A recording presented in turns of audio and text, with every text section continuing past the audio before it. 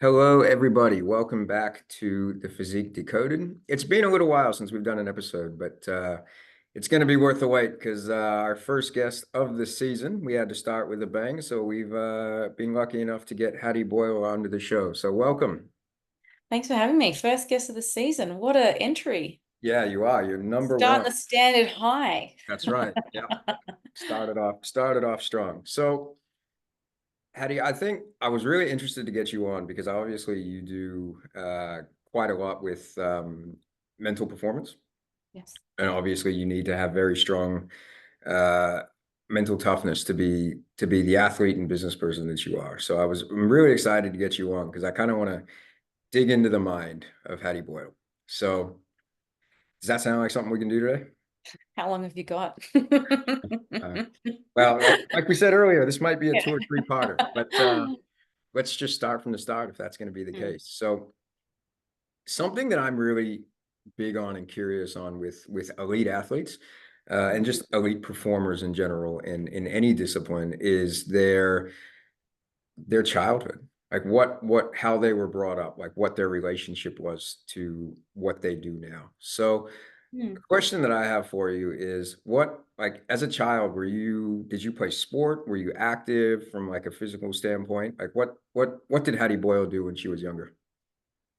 I actually love this question. No one really asked me this. And You're going to get that a bit today. my dad, when I was growing up, was probably my biggest inspiration. And I probably don't tell him that enough. But when I was young, my dad used to do gymnastics. And I used to climb on absolutely everything. And when I was 4 years old, my parents decided to put me into gymnastics, mostly because I wanted to be able to do handstands with my dad on the beach. And I naturally was really good at it. I remember doing my first ever competition at 4 years old, and they just had me stand up on the podium the whole time because I just won every single thing, And that was a really cool start to a sport. And it kind of let me be able to do pretty much every sport under the sun. I was an elite gymnast for 9 years. I ended up doing about 32 hours a week of gymnastics by the time I was 12 years old. And I was scouted for camps at the AIS to get ready for the 2016 Commonwealth Games. And then, of course, it would lead to Olympic tryouts. So, I feel I owe so much of my athletic practices or even just the mindset around performance and skill acquisition and the love for progression, mostly from growing up and doing gymnastics. Because in the same way we talk about earning the right to put the weight on the bar, I had to earn the right to be able to go from, a bunny hop to a handstand, a backflip to a triple, a back salt to a triple salt. Like I had to earn those things by putting in the work, by practicing, by showing up morning and night, 8 hours on a Saturday, and working through levels in the same way that we work through progressions in training. And so, I spent most of my childhood being an athlete. I was really muscly. I had a six pack my whole life. Like I was just a really muscly child. And that led me to do, I did diving, I did soccer, I did swimming, I did athletics, I did fucking aerobics. What else did I do? Volleyball, netball, soccer, touch. Like I did everything. Um, and the reason I quit was because my best friend quit. And I thought, oh, maybe I don't want to do this without you. And I was really lucky because when I went to gymnastics, I was surrounded by really, really lovely people. Like it actually set the tone for how I created my old business, which was the Sports Little Project, which I'm no longer a part of. But essentially in gymnastics, I trained with my team and I competed with my team. So we all knew that as our individual effort, well, that created great teamwork. As as we would be the best as we could, it would then help the team be the best team. And so while it's like an individual sport, it's also a team sport. And so I had camaraderie. I also had older girls who I was inspired by, who like pulled me forward, right? So I was really, really lucky that at that time in my life, and I'm so grateful, because when I went to school, I didn't have any friends. Like I was bullied at school. And so it was really interesting to go to gymnastics in the morning and have friends, go to school, have no friends, and then go back to gymnastics and have friends again.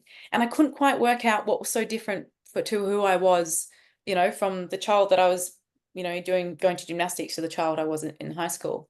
So I'm really grateful I had that time in my life from a friendship or community standpoint, but also to how I am as an athlete. Like we see so many gymnasts transition into weightlifting or resistance training and fitness modeling, and they end up being absolute animals. And because we're just so good at movement patterns, right? We're so good at skill acquisition, and we become disciplined, and you know, we're able to work for those things. So it really did and has played a really big role in, I feel, who I am as an athlete today. It's always an interesting question to me. And that the fact that you did gymnastics doesn't surprise me as well. I was, if I had to say it was going to be two things, it was going to be athletics or gymnastics. Mm, Generally, and again, like the timing thing with progressions, I think is really important with mm, developing that skill is when you're quite young, especially when like you're doing things and it's like, it turns into being, I guess, progression is fun, right? mm, So we're not, you're not tied into the, mm, I guess in the body composition world, it's like you're tied into an outcome. mm, Like when you're younger, again, and playing, different types of sports outside of being in the gym is going to be, again, like you said, about progression. So I think the athletes that carry that from a young age into any physique development sport tend to mm, do really well, not necessarily just on the point of their movement patterns and they're very aware of what their body's doing, but they also carry that mindset in that is going to allow them to go, yep, I'm here to get mm, better, not, oh, I just want to look like XYZ person. It's okay, I want to get stronger. I want to go into the gym every day and have these short-term goals, and that's what excites me just as much as the outcome goal. So it's definitely not a surprise, that you say that in any way, shape, or form to me. So that sort of is gonna segue me onto the next question, which is gonna it's actually gonna be very similar for that. But what nowadays are you looking at in terms of your mindset that you, I guess we were gonna say, carry over from your childhood sport to your uh, bodybuilding career, but what sort of things have changed in your mindset nowadays from how you were as a gymnast or playing all these other sports? Is there anything different that you carry in that you maybe feel that's helped you with bodybuilding? Honestly, the reason I am so invested in mindset, and I'd even say curious around mindset, probably didn't come from gymnastics, but more so my experience with an eating disorder. Um, it taught me a lot. And I actually don't think that I would have the mindset I do now, or would I have had the appreciation for what this incredible vessel that we have can do without understanding like what the fuck it does when the mindset says do this over and over and over again. And this is why I say like your choices matter. What you do counts, especially what you do consistently. So whenever in a position by chance, it's always by choice.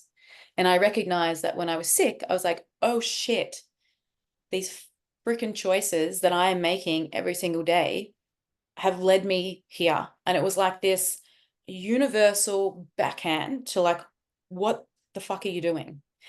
And it was like, okay, so if I can pretty much like nearly kill myself, um, if I channeled that somewhere productive or like empowering, like what could I do? And it really was like this internal experience of like, all right, like what do I need to do to get help? And it wasn't, you know, till I got out and, you know, started becoming a personal trainer and started weight training that I was like, oh my God, this feeling of weight training reminds me of gymnastics, like this thing that I can be a little bit better at, this thing that I can like get stronger at and watch my body change and like control and like put effort in. And you know it really did transfer like a lot of the what I experienced in terms of like my choices count transition to, well, let's make them count in a really positive way. And so I think that combination of being, you know, being a gymnast and loving working hard and loving, like I said, skill acquisition and um you know, loving the process of things, plus recognizing that mindset is everything. Like mindset is everything, right? And the language that we use is incredibly important. Like language is a weapon of love or destruction. You're either going to self-destruct or you're going to self-evolve. And in the same way that we start to learn about ourselves, like we're always collecting data on ourselves constantly from the moment we wake up to the moment we go to sleep. With this evidence, it's not there for us to self-destruct in. It's there for us to self-navigate, to self-care, to self-evolve, to transform, right? So with all the experiences I've had from my childhood, of training, but then the eating disorder, to where I am now, like I've just like taken all of that and gone, all right, well, what are the pieces that I want to keep? And what are the pieces that I want to let go at? Because when I look at the photo of me when I was sick, I'm like, thank you. You have taught me so much. Like you have taught me to actually appreciate the body and appreciate food and appreciate the mindset. And now it's like, all right, what are we going to do with it? It kind of was like this like internal, like, all right, well, let's fucking do something with this. And that's probably why I love training so much external to getting ready for shows. Like whether I compete or not, I'm going to do exactly the same thing. Right. And so I can only thank my entire life of all the challenges I've been through and all the experiences I've had to essentially take the pieces that I want to keep and let go of what I don't. Was there like a individual moment that made you turn and sort of flick the switch, or was this something that happened gradually over time? Or did you have like a specific time where you're like, that's it, um, we're going up from here? There's probably been a couple. There's like a couple of pivotal moments. The first one was when, so before I was in hospital, I resisted going to hospital. And my mum at the time, her dad had just recovered from cancer. And she was meant to be taking him to Germany. And she said, I can't go. I've got to look after you. And I just remember thinking, oh my God, I am so selfish. What have I done? And I said, Mum, I'll only go to hospital if you go and look after your dad. And so next day into hospital, 2 days later, my mum flies away. And, you know, for her, peace of mind was that I was in hospital. And I remember getting to that place and I was like, what the fuck have I done? Like, that was like the what the fuck have I done? And it was like listening to the other girls and going, oh my God, this is something that is happening to a lot of women, because there was like 20 of us in there and women had been in there for in and out for like 7 years. And I was like, oh no, that's not me. And so the first pivotal moment was going, you put yourself in here, you're going to get yourself out, right? No matter how fucking hard it is. The second piece was, when I started working with Sebastian Oreb in 2014, like that was a really big pivotal moment. I can really remember a very big shift in my mindset of, when I started strength training, I just stopped.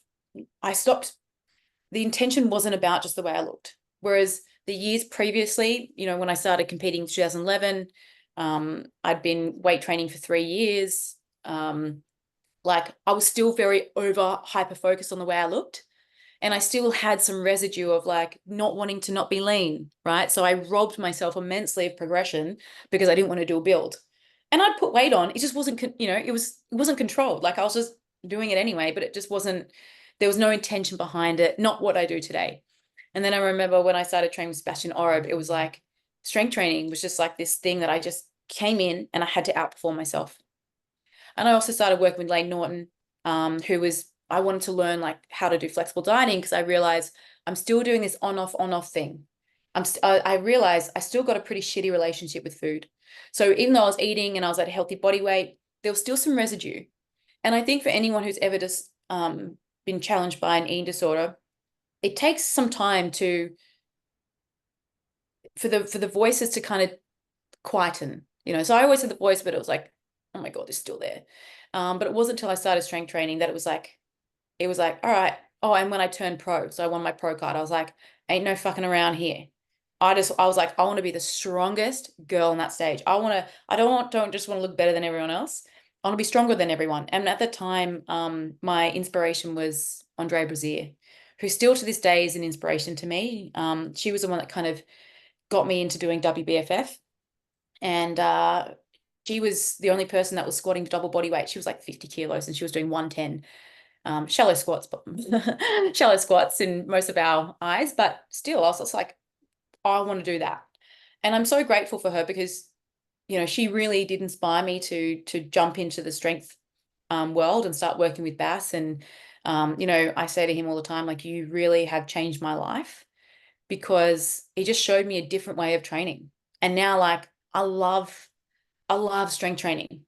I just love training, to be honest. I just high reps, low reps, I don't know. Just I'm trying to progress at everything. I want to be a beast in every area, right? So I think the two pivotal moments was hospital and then also meeting Sebastian Oro, where it like really was like, hold on, this body can do some pretty amazing things. You just haven't tapped into it yet. Right. It's interesting that you say that, especially with the strength training side of things. Because I recently I had a conversation with somebody coming out of their contest prep season and going back into their off season, improvement season, you can say. And we would sort of try to shift their mindset straight away from, you know, the cosmetic goal of what they look like on stage. And it's like, as soon as we get out, it's get the food up as high as we can, Mm, within reason, but also focus on performance in the gym, as like the number one priority rather than the number two priority for the dieting phase. mm, And I think something that is really valuable that I also see a commonality in bodybuilding is people that come from a strength training background. So whether that's weightlifting, strong, any sport where numbers on the bar are the criteria, they generally do really well in bodybuilding. yeah, I And agree. and it's like it doesn't have to be the, you know, squat, bench, and deadlift, but they just have that mentality of I want to go in and get stronger. And it's Mm, like, you do that for long enough, and it doesn't necessarily matter, you know, how the exercises that you're training, but if you just progressively overload and train with intensity and enjoy getting better with those numbers, you put some muscle on pretty quick. mm. I think some of the things that like there were some lessons that strength training taught me. And the first one was respect the warm-up. Mm.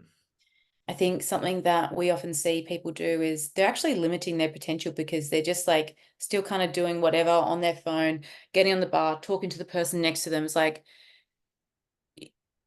when you look at training as a skill, training, the thing that separates training and exercise is a few things. One, it's skill acquisition, and there's progressive, you know, there's performance goals, and there's an outcome that we want to hit over just burning calories and moving and sweating and all those kind of things. And so what strength training really taught me was one rep at a time, give every rep 100%. Make make a heavy weight feel light. So that meant intention in my warm up to my work set. And again, like coming in, like I remember I'd be driving to base gym to see Bass, and I wouldn't take calls. It was I would play this music that was going to be played at the gym, and I was like zoned in the hour before training because I was like, I need to hit these numbers. And so when we look at like intention is everything, right? Intention sets the tone of our experience and how we perform, you know. So I don't know if you're a visual person. I love visualization. I would like visualize myself performing the squat or the deadlift. I'd visualize the fucking intensity of my face, like the little face I was going to make. Like I wanted to put myself in that moment so that when I got to that moment, it was not familiar. It was not unfamiliar. And it really did just change the whole intention of training. Like it wasn't about the way I looked. I knew that was going to happen later, but it was just like purely like, how do I outperform myself? And that just felt like something I could control. And that felt empowering, right? And then I started lifting numbers that I never thought was possible. You know, I remember when I first hit 100 kilos, 100 kilos for a fitness model was like, you know, at 60 kilos was like, whoa. And then I was like, okay, cool. Well, now I want to do that for 5. And now I want to do that for 5 by 5. And then I want to do it for 120. And now I want to do that 120 for 5. And then I want to do that 120 for 5 by 5. And then eventually it was like, I want to do 120 for 10. And then I tried to do 120 for 3 sets of 10. And that, let me tell you, that was fucked up hard.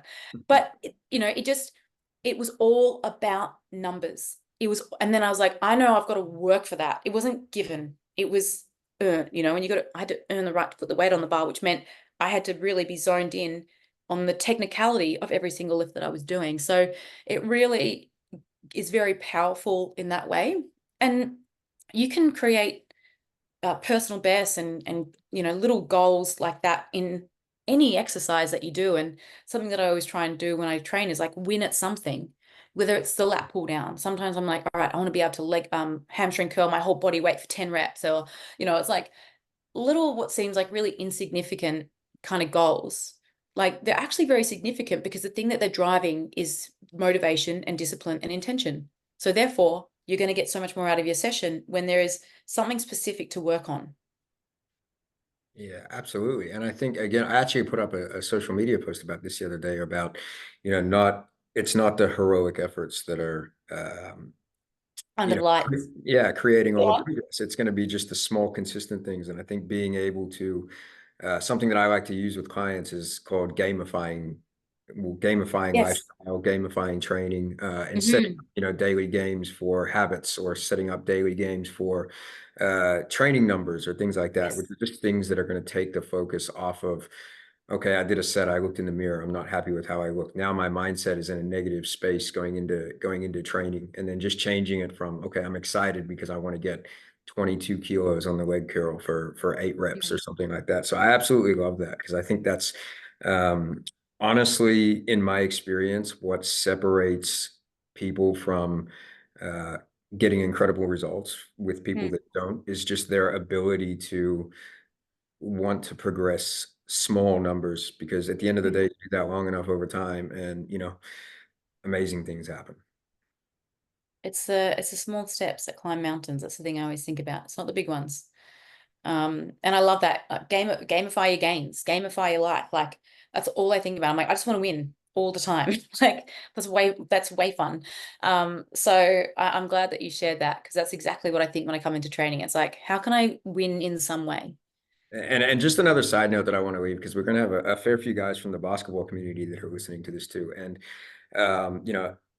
every pro basketball player that we work with has a pregame routine, and Mm. get to the stadium by a certain time, massage by a certain time. Pre-game shooting routines are always the same. It's, whether they say it's like superstitious or whatever, but it's just that when you constantly do the same things over and over again, you build confidence in it. And I think that builds confidence into your performance, Yeah. which I think is another really good thing that you touched on there. Because, we can go through the whole evidence-based stuff with like, um, you know, getting the nervous system stimulated, and all those things are there. But also when you look at the mental performance side of things, like I use a phrase like locking in, and Mm. when you're doing the same thing, you've got good experience with it, you're mentally locking in. Like it's crazy how much better your performance actually gets. Yeah, I've got a thing. If I start walking around the bar to the right from the beginning of that session, then that's the way it's got to be done every single time. Like Oh yeah. I do that. Like, yeah. And I used to be very superstitious when I did gymnastics. Every night, the night before, I would do my hair the same way. I'd put the sparkles in my hair the same way. Like the way I went to bed was the same time every time before every competition. So I'm not as OCD now, but I do notice that there are things that I would do. Um, yeah, from the time I start warming up, specifically when I'm doing like compound lifts, it's like it's got to be the same every single time, every single time, every single time. Because what you're trying to do is minimize decision fatigue. You're just trying to put in as much effort into what needs effort, which is how you're going to perform the lift. Because like I said, we're trying to make a heavy bar feel light, right? Um, and we're trying to move the most amount of weight, and we're trying to be able to lock into the discomfort to build the body that we want. So there are ways that we can make the effort feel more comfortable, or building confidence to be able to sit in that effort. Because most people rob themselves of their potential because they just lack that confidence. And I think a big thing of that is like technique. Like technique obviously builds confidence, and most people maybe put too much weight on the bar too early, which is why it's always great to have a coach. But we That's always get these definitely true. lessons, right? We get these lessons. Yeah, absolutely. Now, we've spoken a little bit about your sort of elite mindset towards training, and to your history of physical exercise, I guess. Obviously, very successful in the business world as well. Do you think that a lot of the things that you've learned from gymnastics through training have carried over into business, or do you think you get more from how you run your business helps with you in the gym? And often I give a lot of my athletes' mindset credit to thriving pretty much everywhere in my career, in my whole life. I speak about radical responsibility, which is becoming wholly responsible for your thoughts, your actions, your words, and especially your thoughts you choose to keep. And self-leadership is doing the things that you said you would do publicly and privately, because what we do in solitude ultimately gives us the most evidence of who we are that we know. And um, I think actually my career as an athlete is the thing that taught me radical responsibility first, and self-leadership and ownership and self-commitment, like the importance of making small daily commitments to yourself and doing them.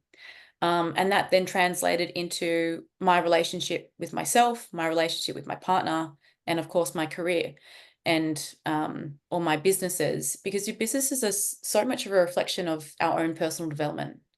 What objections that we settle with are ultimately the objections that we have. Um, and often what we hear from others can be a lot from our own experience. So sales calls taught me a lot. And when I think about sales calls, I actually hate that saying. I actually think it's more of a coaching call, because what you're trying to do is actually see where the person's objections and challenges are at, because their objections are just their excuses, and they're the ones that they give themselves. And so if you can't, objection handle them, how are they going to be a client? Put very well. And it's just very much a mirror. It's very much a mirror. So I actually think like most of my business development has come from an athlete's mindset, from what I've learned as being an athlete and being uncomfortable, but also systems, right? In the same way that we follow a system and we say trust the process. To have a great business, you're going to have systems and processes, and you're going to have to trust in yourself that you can follow them.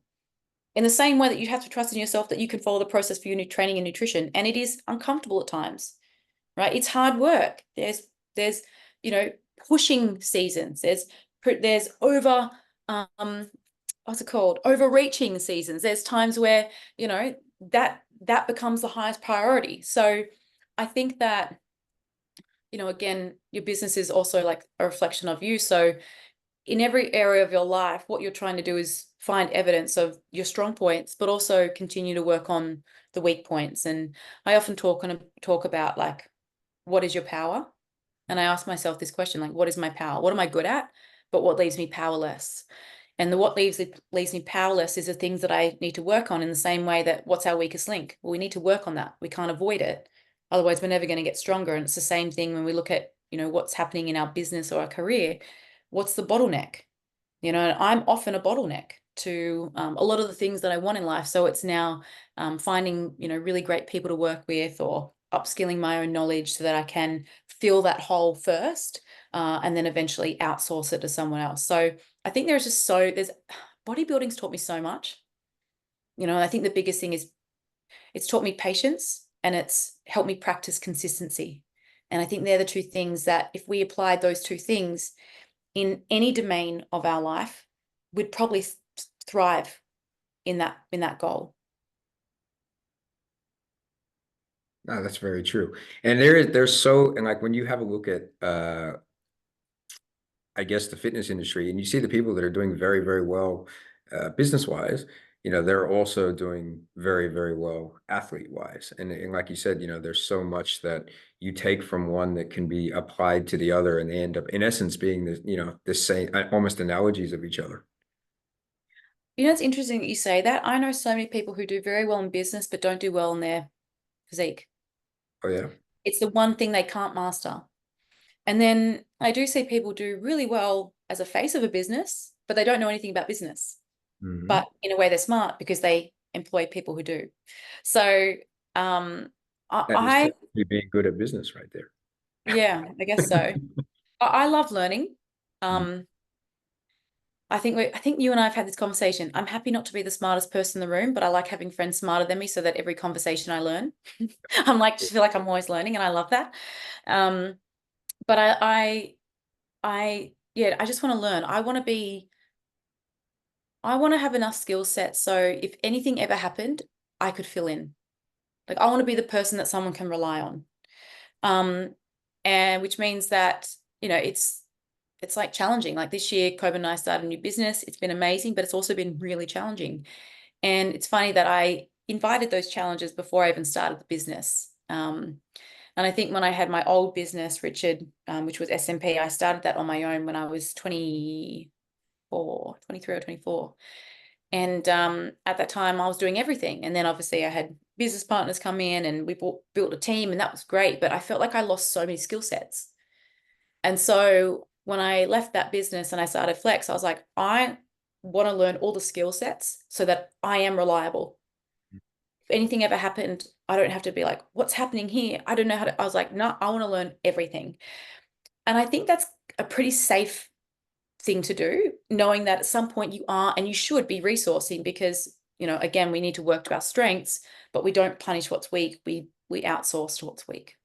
Yeah, absolutely. And I think, from a business point of view as well, it's always like you say with the filling in, but it's also good to, if you run the business and you have a position, a point where there's an issue somewhere, it's always good for you to be able to go in and have a good understanding of potentially what the problem is, and then also have a good understanding of the most efficient way to fix it. So Mm. yeah, I definitely 100% agree with that. I think that's an important point that needs to be made for, I guess, coaches that are looking at, coming in and then having this idea that they're just going to delegate everything and then try to work bare minimum hours and then have, which is a Mm. little bit more common now than it used to be. But I think, having that mindset, like you just said there, is uh, as a business owner is going to be the way to go. A saying I always say, Richard, is systems support humans. Systems support humans. And all of us, probably everyone listening, I'm going to guess that everyone listening here are pretty high achievers, right? You want to have it all, right? You want to do it all. And you don't just want to do it average. You probably want to do it with excellence. But that's pretty hard to do in the world that we live in. Like, if you think about it now, if you're an online coach, you also have to be a content creator. You also have to do email marketing. Then you've got to film content. Then you've got to be there for your coaches or your team or your clients or whatever it is. And then you have to do all the back end accounting work and all that kind of stuff. And then you're probably going to have to be a partner and a parent, and you have your training, and it's like there are so many balls to juggle. And I think it's important I always think about like prioritizing your efforts, or prioritizing your different priorities, and going, well, what are the things that are important to me, and where are they going to sit in highest priority for now? And then at what time in my life, or at what point can I start to rearrange things so I can not drop the bundle and be like, oh, I've lost my nutrition, or it's like, no, what's the minimum effective dose that we can learn to do that's just going to maintain that level of what needs to be maintained so that I can still build from that? Because most of us, you know, when stress hits, when we're busy, what's the first thing that we let go of straight away? First thing that we let go of when we're stressed. What is it? What do you think it is? Cool. Nutrition. Nutrition, yeah. Everyone's nutrition goes to the shit, right? I don't have time. It's not like it's the first thing, because when we get stressed, we want to comfort eat. When we get stressed, we get overwhelmed. We don't have time to do this thing that actually is really high priority to us, but it just feels easier to not do it. And so I think an important thing is like, what is the bare minimum that you can give so that you don't have the emotional tax that fucking up your nutrition gives you, and then makes you feel even more overwhelmed somewhere else.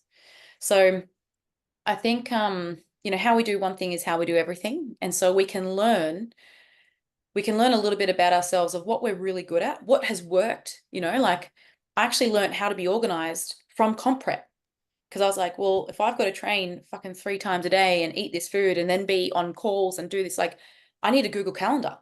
And so it forced me to use a Google Calendar, which I do not live without. And then I was like, oh shit, I'm organized here. How can I be organized in this area of my life? How can I be organized here? And so we can actually learn so much of the things that we do really well and then we can apply it to other goals in our life. And that's how things can leak into other areas. And so we can have it all to an extent, but it's not always going to be at once. Absolutely. And it's like, as you were saying that, I'm like going through my head as well. And it's like, one that a lot of the gym people, well, lifters will understand what that is like training, right? And it's like you have to prioritize a specific area in training. Mm. You can't prioritize every body part. Mm. Like something has to go down and something. So again, it's the I guess the perfect analogy with it. It's like, how it is in your life and how it is in your business. You look at it the same way as training, and it's like, I want to do a glute specialization program, for example. And it's like, okay, well, there's going to be more volume and intensity in glutes, but that's going to come at a cost for something else. And it's just Mm. packaging what you want. So I think it's interesting. It's like, it's a good analogy. I'm going to use that as a post. Mm. Yeah, yeah, thank you for that. That's of course. We've Um, good conversations around posts ideas. Oh God, yeah, always, right? Mm. That's how most of them come from anyway, me just having chats with people and Mm. learning and putting things together like that. So yeah. Now, you've had a pretty successful bodybuilding career I hope thus so. far. Yeah, you've had a very successful bodybuilding career thus far. Now, one topic that I find very interesting that I think doesn't get talked about a lot, but I'm curious to hear your thoughts on it, are pressures of doing well. How do you, I mean, every athlete feels pressure, Mhm. wanting to be their best, wanting to, win, as you've said, wanting to win at everything. How do you, mindset wise, Mm. deal with the thought processes and I guess could be nerves, could be anxiety that comes with performing at a high level and wanting to win. Like, because I know that there's a lot of lifters that will lead into competition, especially even new competitors that come into competitions and they have their mindset on winning. Obviously, because everybody wants to win, but then having to deal with like pressures, I guess, of wanting to be successful. Like what do you still feel that, or do you, and Of if you do, course. how do you deal with that? Like, do you have processes that you could maybe use as examples that listeners could try to adapt? The first thing I would share is that I create my own pressures. And I recognize that. Um, the second piece is um, I'm fiercely competitive with myself. And I'm fiercely competitive with myself because I'm the only one that can control what I can do. And so I often just go back through all my old data and all my old videos and photos, and I'm like, all right, what do I need to beat? And then what do I want to push? And in the same way, many years ago that I had that moment that I was like, all right, let's fucking go. I have that, all right, let's fucking go. Like piece that goes, all right, let's put pen to paper, let's show up. And I take so much kind of like leadership in knowing that only I am in control of what I can produce.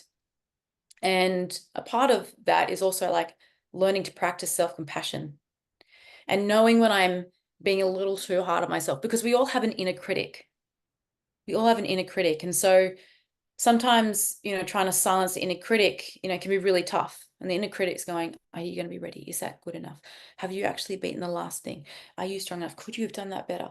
Do you need to and it's this kind of like voice that creeps in and like comes at times. And then other times it's like, no, we're good. We're sweet. And I think, um, the environment that you surround yourself with in comp times is really important. I tend to mute my competitors because it doesn't matter what they do. And I have a saying, Richard, and it is, doesn't matter what I look like today. It's on show that it counts. So I often share my physique because I'm like, just so you know, like I'm going to come in better than this in a few weeks' time. Just so you know, I'm going to come in better than this on show day. So you can watch what I look like now, but the fact that you're watching me, I know you're losing time on you. And that's the thing I was thinking about. I'm like, every hour or minute or whatever it is that you're so busy watching other people, you lose that opportunity to really tune in onto yourself and go, well, what do I need right now? It doesn't mean that you need to go and push yourself harder. It might need, you need a bit of self-compassion. Actually, maybe you need to go and have a laugh with a friend, or chill out, or read a book, or have a nap, or whatever it is. Because all these extra things just add in to the boiling pot of the pressure that we create ourselves. And the overarching goal is, I love winning. I want to win, but most importantly, I want to improve my experience of myself through the whole process. And I also want to walk on that stage going, I fucking did everything and I outperformed myself and I crossed my T's and dotted my I's and I liked who I was in the process. And I was kind and I was caring, but I was also a fucking animal. And I was devoted and I was disciplined and I was all these words that I have a strong resonance with that really help me be or feel empowered. I chose to be them every single day. And then I can leave no stone unturned, and whatever happens on show day is whatever happens on show day. And if you beat me, you're fucking good. Right. Like, and I can only take my hat off to you. And you know what? We're going to go and do this again next year. So, you know, I love actually, her name's Stephanie Ayala. She's the 5-time world champion. She dethroned me 2017, and she's beat me every other year from that. And I'm never going to get on stage and be like, I can't believe she beat me. I'm like, I'm going to get on stage being like, let's fucking bring the heat. Every time we get on stage, like before it, we're like, let's fucking go. And we battle it out on stage, and we get off stage and we hug and we cry and we're like, that was awesome. We don't know what's going to happen later, but we just knew. And we know, like, everything up to that moment, every challenge, every obstacle, every win on that stage, we did the best that we could. And I can only thank her for helping me drive a high standard. And I think, bodybuilding is an isolating sport, but it doesn't have to be.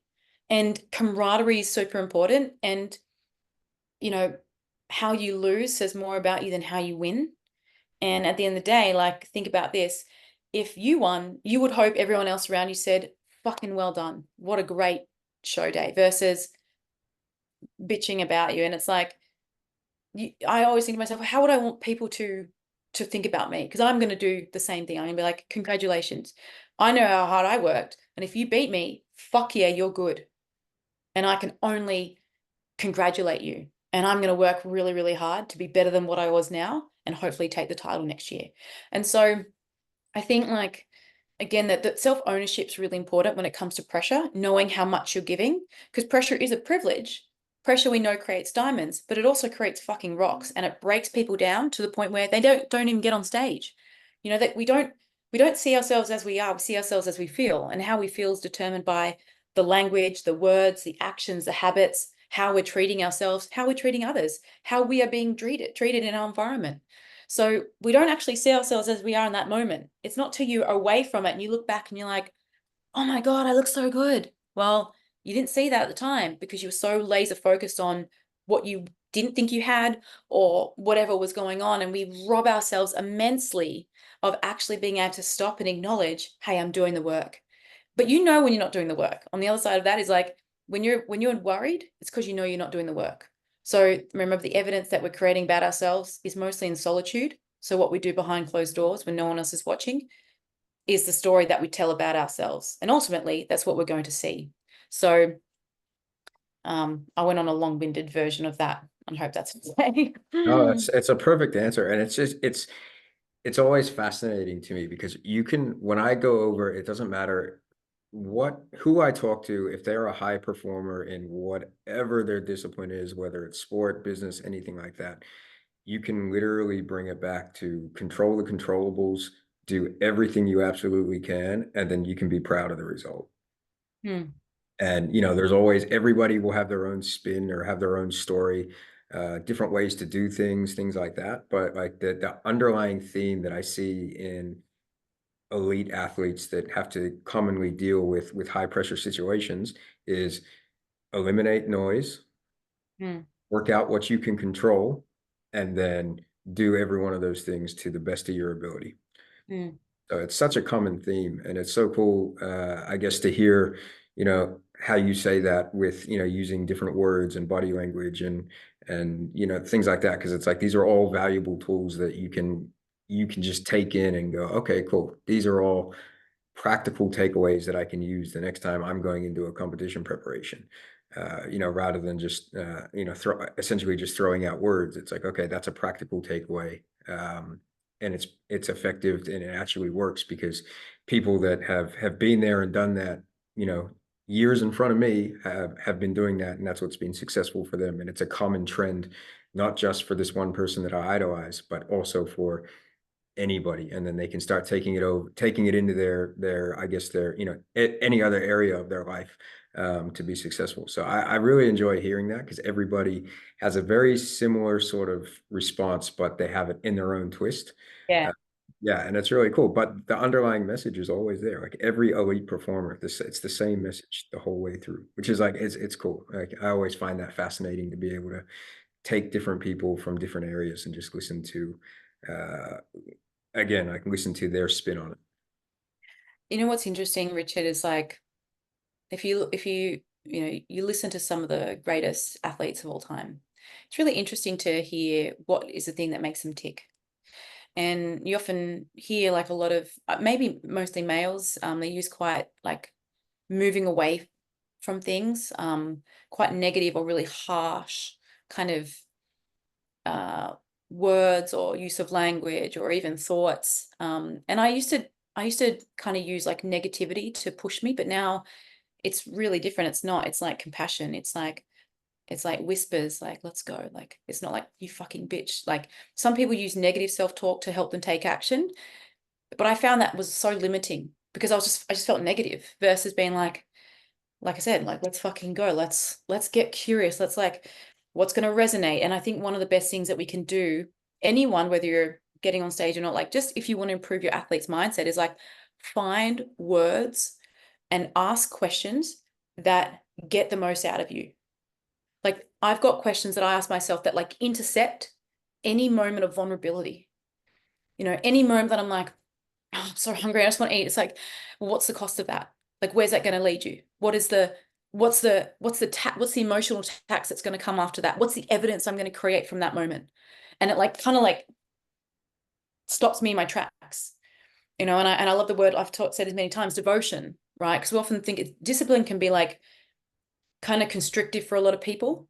Um, and it doesn't feel like love. Some people say discipline is the highest form of self-love. Like, yeah, that might be true for some people, but for others it doesn't feel like that. And so for me it's devotion. It's like, how do I remember the moment I looked into the mirror and I was like, I'm going to be devoted to you for the rest of my life, and I don't know what that looks like, but I'm promising you this. And so I always think about devotion and find words, find affirmations, like find ways to, in a way it's gamifying without it being like playful, but more like, how do I make the most out of myself? How do I get to know myself so well, so deeply, that in hard times I can ask myself the right question that pulls me out or keeps me on track or minimizes distractions or gets me on track quicker than before or pulls me versus pushes me. Because some people, when they're like, you're pushing me, it's like, no, I'm trying to pull you forward. We're trying to pull ourselves to the person that we say we are, or the person that we want to be, or the greatest version of ourselves, or the athlete, or you know, pulling is like a little bit more, in a way, like positive. Same direction, different experience. And so you have to find ways, you have to find the things that make you tick, right? And I think an important part of even transformation or evolution, evolving, is what are the rules that are keeping you back? If you change the rules, the game changes because now the game is different. You got different rules to play by. So in the beginning, even before when I first started competing, I was still so limited by rules, right? I still won. I still got on stage, but I didn't feel like I'd accomplished anything. The rules sucked, right? And then it wasn't until I, became pro and I started I was like, all right, let's fucking go. But I was like, these rules, they're fucking limiting me. What are the rules that I want to play at? What's going to keep me in the game for longer, for better? How do I move to the next level? And so once we change the rules that limit us, we can change the rules, break the rules, create new ones, change the fucking game. How do you want to gamify your life? Change your rules. It's a good concept. I quite like that. Yeah, I quite, I actually, it's an interesting, I guess, spin on it, and I quite like that. I had a question around that, and I started to get invested in that, and then it kind of just I slipped. hate when I was, I'm like, but wait. I was like, wait a minute. Got one more. Yeah, so like, I guess my one of my last questions I was going to ask you today, and I think you again just pretty well answered that. Is I am a very firm believer in when I hear somebody say like, "Oh, I don't have a good mindset" or whatnot, and it's like to me, being having an elite mindset is not necessarily an elite athlete, but an elite mindset is a very trainable skill. I agree. Absolutely, a very trainable skill. And again, it's essentially just doing everything that we've spoken about today, and it's making sure that you're doing daily things, gamifying things, holding yourself accountable to what you say in public and private, and all of the topics that we've discussed today.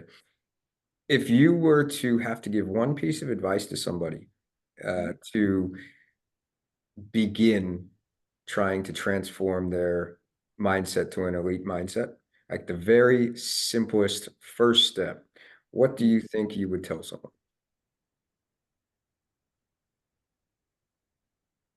It can absolutely be something you've said today as well. I just want to reiterate it because I think it's a fantastic place for people to hear from you.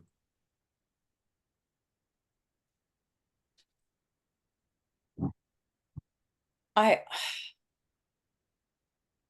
I think before I even go to that, the thing that comes to my mind is you are the most powerful person in your life. I think that, that's the thing I think we forget, right? We often feel powerless when we don't know what to do, but actually we have more answers than what we think, right? We actually have more agency than what we think. And clarity is a big thing, getting clear on what it is that you want. And I'm a huge writer. I write every morning, no matter what. And you have to, I think a question is like, what is it that you want? Like asking yourself, like, what do I want to achieve? What am I willing to do to achieve it? And what can I start with now? And, you know, I think that in a starting position is the first thing, because if you don't know what you want, you're not going to know how to get there, right? You have to know, you have to get clarity. And the second piece is like, where are you currently at now? Like self-awareness comes first before ownership. Self-awareness, if I look at like the pillars of radical responsibility, it's like, well, self-awareness happens first, right? And then it's self-ownership, radical responsibility, self-leadership, and then self-commitment. And in a way, they're kind of similar, but they're also very different. And I think until you are completely responsible in where you are currently now, and you know exactly what your location is, then it's kind of hard to know what direction to start in. And most people start too many things too often. So that's why I'm like, start with pick the one thing that you're going to start with now. Just that. And then let that build some momentum and tick it off. And notice how it feels when you mark it off, or when you know at the end of the day, I did the thing. It's so hard to say one thing that my brain is just like, but then what about this? And what about this? I'm just such a huge fan of like getting to know ourselves. Like I became fiercely curious about myself from hospital, because I was like, I was like, holy shit, like my choices matter. Like, whoa, what the fuck have I done? Like, and then it was that realization of like, what if I take this to a place that is powerful? What if I use it to be a great athlete, or a powerful business person, or a success, not powerful, that's a poor choice of word, but successful, like. And so I think clarity is the first thing. And in order to know where we are, is like we have to sit down with ourselves. Like we actually have to create some space and create some self-awareness of like what we're actually doing. And training and nutrition is very much an honesty policy, but just being a good human is an honesty policy as well. And I'm not saying to be perfect. I'm not perfect. I've made so many mistakes, and that's helped me kind of improve being a human being. And I'm still curious about the mistakes that I made. So I think it's just like being able to put something into action always helps people feel safe. It anchors us to something, and action builds momentum over time. Yeah, I could go down on I'm trying not to say too much, because I feel like I'm going to lose the original question of like, what's one thing? And I'm like, oh my God, but there's not just one thing. This is But one of this is knowing a where you very are. perfect answer, right? So I can summarize that down But this is a perfect answer. So you keep going as long as you want. There's going to be a couple episodes from Hattie as well, guys. So you keep going with this if you want, because I think, what you're saying here is uh, for me the number one thing that you need to look at when you're trying to be elite in anything in your life. Yes, honestly, like knowing where you're at, knowing where you want to go, and working out how you're going to get there. And a part of when it comes to goal setting, a part of that piece is knowing what your challenges and obstacles are going to be, and like really being honest with like what are your weaknesses, what are your strengths, what gives you power, what leaves you powerless. Like the yin and the yang, the dark and the light, they are so important. Like work to your strengths or keep strengthening what's strong, but work on your weaknesses. Like you have to do the two, but we don't punish ourselves. Like I said, we don't get all this evidence to beat ourselves with a stick. We do it so we can start to navigate, right? And start to, create the direction that we want to go in, knowing that it's not going to be perfect, right? Nothing I've ever done is perfect. And that's okay, because the thing is to learn, right? So most of us have to improve our relationship with failure. And another word for failing is just to practice, right? Or to learn. And we know that failure and success, they coexist, or failure and learning, they coexist. And knowing that that is okay. Something that you mentioned before is when people say, I don't have a good mindset, that's not true. But if you tell yourself you're that, then you're going to believe it, because we believe the things that we tell ourselves over and over and over again. But I bet you, if you just put something in place and you build a little bit of momentum, but most importantly, just committed to something that you said you would do. Most people are just flaky, right? If you committed to something and you said, show yourself you do it, guess what? You don't have a shit mindset. You just haven't used it.